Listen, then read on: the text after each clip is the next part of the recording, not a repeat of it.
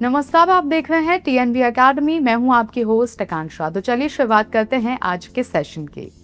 जब भी work place safety की बात होती है, हम सोचते हैं हेलमेट, ग्लव्स, फायर सेफ्टी और मशीन्स की सेफ्टी के बारे में। लेकिन एक सवाल सोचिए, अगर एम्प्लॉय फिजिकली सेफ है लेकिन अंदर से स्ट्रेस, प्रेशर और एंजाइटी में जी रहा है, तो क्या उसे सच में सेफ कहा जा सकता है? आज यही चीज कंपनीज को समझ आने लगी है।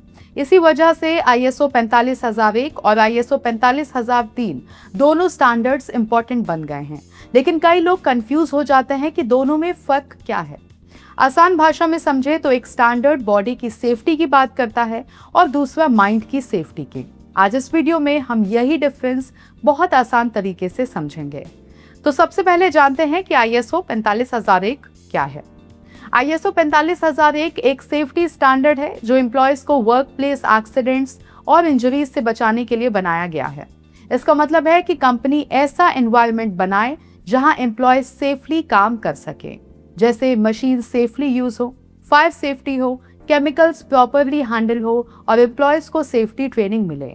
अगर किसी फैक्ट्री में एक्सीडेंट हो जाए या एम्प्लॉय को चोट लग जाए तो ISO 45001 ऐसे रिस्क को कम करने में मदद करता है। आसान शब्दों में कहें तो ISO 45001 फिजिकल सेफ्टी पर फोकस करता है।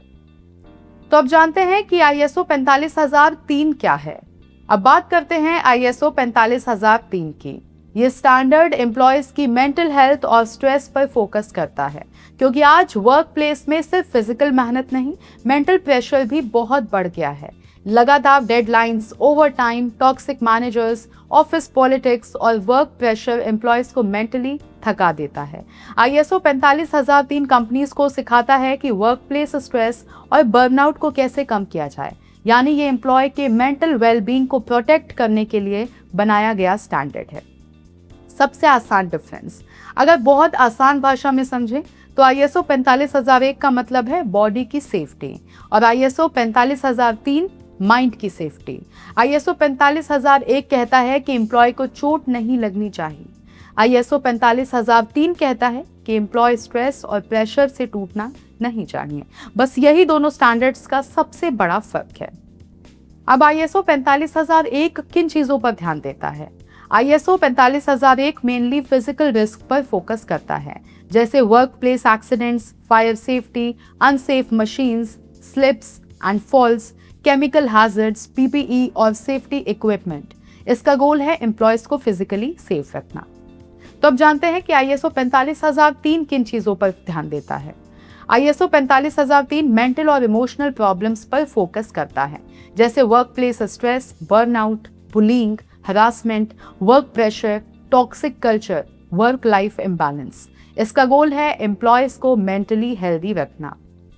अब एक रियल लाइफ एग्जांपल के साथ इसको समझते हैं। मान लीजिए कंपनी में सभी एम्प्लॉयज हेलमेट्स पहनते हैं, फायर ड्रिल्स होती हैं और सेफ्टी रूल्स फॉलो होते हैं, यानी वहां ISO 45001 अच्छी तरह से लागू है। लेकिन उसी कंपनी में एम्प्लॉयज पर बहुत ज्यादा प्रेशर है, ओवर टाइम करवाया जाता है, मैनेजर्स हमेशा डांटते रहते हैं और पूरा एनवायरनमेंट टॉक्सिक है। तो एम्प्लॉय फिजिकली सेफ जरूर है लेकिन मेंटली परेशान है।